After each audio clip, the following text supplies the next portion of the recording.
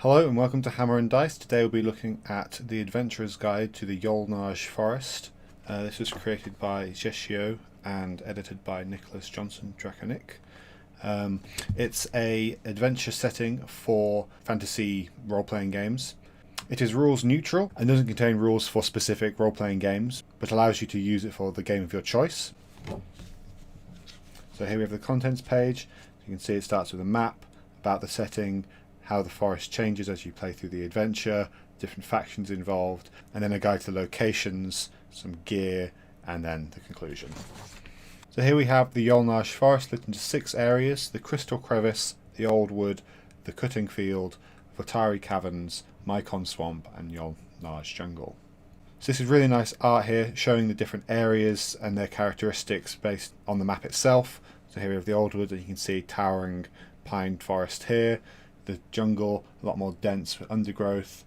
The caverns dropping straight down into the terrain. Really high quality map, very evocative, and has lots of Easter eggs and features on it that you'll come to pick up as you read more through the adventure locations. Here we have an introduction to the setting by Jescio, explaining it's an ancient magical forest that's very powerful. Something is affecting this power, causing a crystal disease, which is infecting the local wildlife, and explaining some of the other changes that are happening in the forest, such as the Dulari Federation is affecting the forest as well. So it lays out the inciting incident of the setting, that the crystal disease is affecting the natural world, and the US players will be going into this and seeing how the different factions and the people of the forest are being affected by this. So here we have a section called The Changing Forest, which continues on the following pages with the forest outcomes.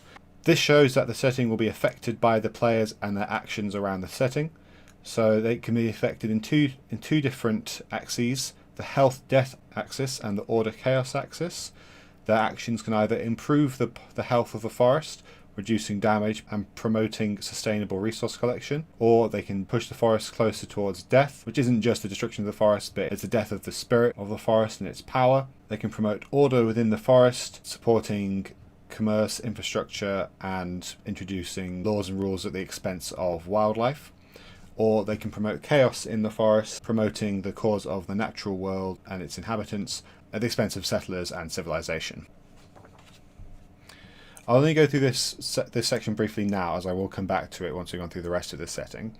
But as we can see here, you start at 0 for both the death, health, and chaos order axis, and the actions of the players can push this track further towards death or further towards health, passing through Zone 1 and Zone 2 in both directions for the death, health, and chaos order. Once this track is pushed into a new zone for both of these axes, you look at the forest outcome tables here, and it tells you a description of what the kind of state of the forest in general would be with these outcomes. So, and this is shown for the 4 different combinations you could have. So death, order, death, chaos, health, order. As I said, I'm not going to look at these too closely now, as I think they warrant a bit of discussion, and you'll only fully understand them once you've read the rest of the book. But I think having them up front here is really good, because it shows you what the outcomes of the different people that live in the forest, what their kind of idealized look at the setting would be, and how the player's actions will slowly push these tracks one way or the other. So here we have a layout of the factions. This continues over the next couple of pages, and it shows you the name of the factions involved in the setting, how they align on the outcomes chart. See here, the Dulari Federation is aligned with death and order. This is because they are a force of civilization from outside the forest, coming to harvest its resources at the expense of the natural world, and they are promoting civilization, settling, and introducing outside forces into the balance of the forest. As we see here, the 7 though are a force solely of order rather than death or health.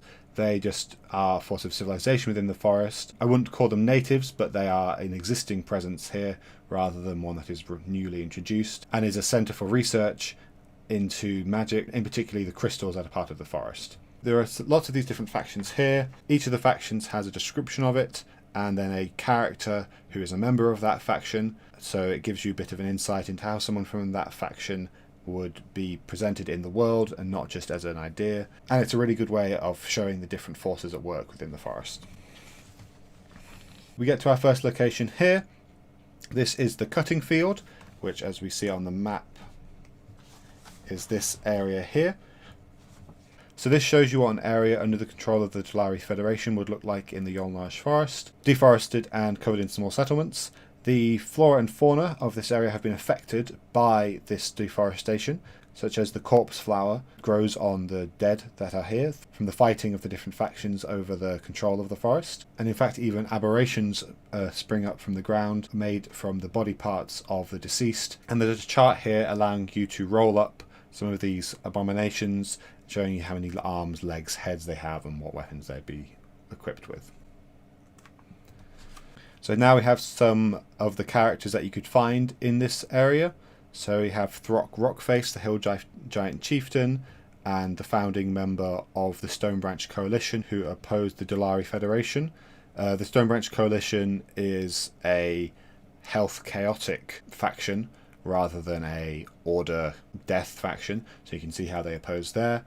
And they've obviously been fighting the Dulari to force them out of the area and stop their deforestation. We then have Tula, the Great Druid, who is shapeshifted into an owlbear. No one sees them in any other form, and they wish to use the power of the Stonebranch Coalition for good and to become a more formal, organised faction so they are recognised by the other powers of the forest and can work for good. Here we also then have Asura Stoneblood, who is leader of the Black Bulwark, a group of mercenaries working for the Dulari. So you can see here that she would be at odds with these other two characters. So players that would enter this region could encounter these different characters separately, and then, depending on their actions, maybe choose one side or the other, or try to work out some kind of middle ground. That then adds into the progression track of the forest, so their actions affect the overall outcome in the forest. We then here have the tables for rolling up quests for the different factions, so Dulari Administrator quests, Mercenary Group quests, Stonebranch Coalition quests, and then a complication table which can add an interesting twist to any of those there. So that was the first location there, and each of the locations follows a very similar format in that it has a description, some unique flora and fauna, some of the characters that work within the region, and then a unique table to roll up quests and complications specific to those areas. So I'm not going to go into too much detail over the rest of these, but they are very good at giving details on the factions at work in the areas. So each area will generally have one or two of the factions at work within it, and then an extra side character who isn't so much tied into the conflict. So here we have Sisek the Trode Alpha, who is attacking the caravans passing through the swamp. But then we also have Victoria Salvita, who is a guide through the swamp, so you can see how those two are at odds there. And then we have Zila Illustra, a witchy woman who lives in the swamp but isn't necessarily tied down to either faction and does her own thing. We have quests for each of those different groups, the Mushroom Merchants, the Witchy Woman and Slisek, and then complications. So the Yolnaj Jungle, here the main conflict would be between the natural forces of the jungle and Gronk Heaven Smasher and his forces trying to settle New Beryl. Old Beryl was a dwarven city, and now settlers are trying to rebuild it and trying to attract adventurers to help them with their various problems. The Vatari Vertical Caverns is an inhospitable bit of land with these giant caverns that drop down into the ground, and it's infested by these small imp-like creatures that eat the rotten fruit of the blisterbark tree. The main conflict here is between the Bornai Trolls and the Order of the Infinite Worm. The Bornai Trolls seeking to protect the forest and keep the worm imprisoned. The Order of the Infinite Worm seeking to free it. The third party work here is tying the area back into the crystal disease, as she is hoping to find an answer among plants and animals here before it's too late. The Old Wood is the heart of the forest, a dense area of massive trees that's canopy lifts high above the forest, with many small lakes and ponds dotting the land beneath them. This area is home to pond oozes that find residence in dried lake and riverbeds, and then the splicer fish who live within those ponds, and the leather leaf trees that form a big part of the area's sustainable mercantilism. Vorlax, the Crystal City, and Vorlax Fortress. This location is the largest settlement within the Oldswood and the Yolnage Forest. The city is founded around the fortress, which was once home to an elf lich, which was defeated. Upon her defeat, a group of mages settled within the fortress hoping to study the crystal. So a small settlement was found outside of it, supporting them, and then over time that has grown and grown into Vorlax, the Crystal City. Here are 7 locations that you find within the city, including the Cat Snap, a popular inn with magical cats that help people sleep. Sounds very pleasant. The Crystal Crevice is perhaps the most dangerous location in the Yolnage Forest, apart from maybe where the worm is itself. This area is found right at the back of the mountains behind the Oldswood. So the crystal disease is spreading throughout the forest by following the magical ley lines within the forest itself, affecting everything from the flora and fauna of the forest, including the very trees themselves. The golems that once protected the ley lines, which have now been transformed into crystal golems, and forming life of its own in the form of crystallids. So the crystallids are the main threat within the Crystal Crevice, large insect-like creatures made of crystal with various abilities here, and with a table here to help you roll them up. So you could perhaps sprinkle parts of the information from here into the rest of the setting, and as time goes by, to show the spread of this crystal disease. This area is very good for DMs as well, because it is the inciting incident of the setting. The actual cause of the crystal disease is left up to the DM. So there is a D10 table here that allows you to roll for it, but you could equally come up with something of your own for your setting. So here I'm just going to quickly roll up D10, so a 5, so the Dallari created this magic distraction to gain control. So that adds very heavily into the order versus chaos, and really affects how the Dallari are seen within your particular run through of this adventure.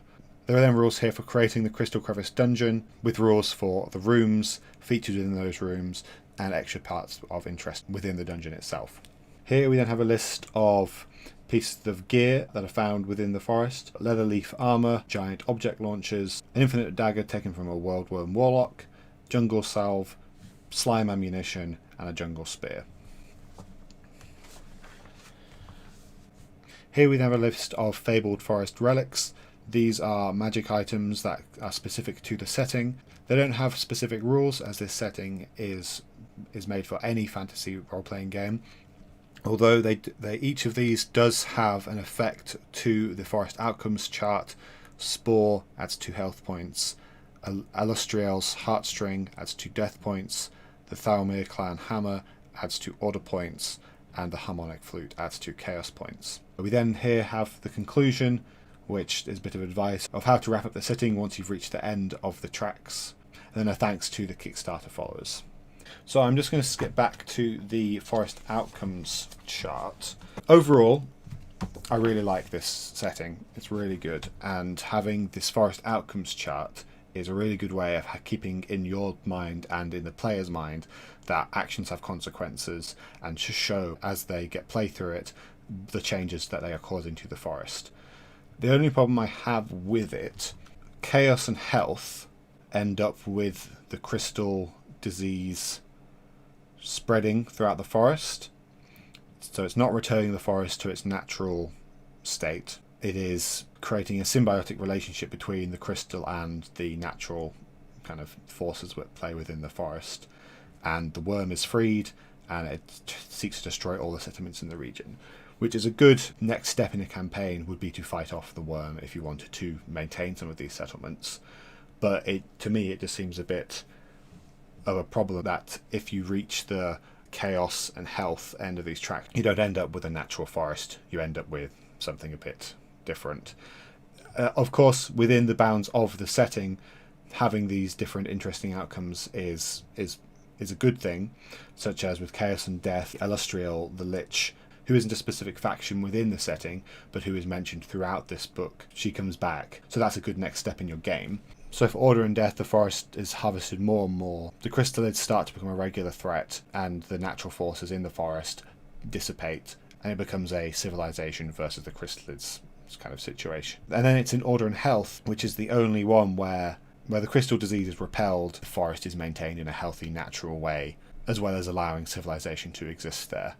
So to me, it seems that Order and Health is being promoted as the best outcome, where the forest is maintained, civilization is maintained, and the crystal disease is defeated. But that does leave a bit of a sour feeling in the chaos and health area. But designing for 4 different interesting outcomes, I think that this is probably the way that you do it, as having chaos and health as being the crystal victory. So you come out with the crystal victory, a rises of the power of undead, rise of the power of order, and then a order health balance. So those are 4 good, interesting outcomes, and I really like all of them. So that's the Adventurer's Guide to the Yolnaj Forest. Again, it's by Jescio and edited by Nicholas Johnson. I really like it as a small setting to add into a Corne of your campaign. Lots of opportunities for changing things around, having these different factions be forces from your own setting that are working within this one, having lots of smaller areas that you could add into your own campaigns, and ending off with an interesting city which has a lot of good features for it, and particularly the Volax Fortress, which has many different ways adventures could tie into it. So thank you for watching, and I'll see you next time.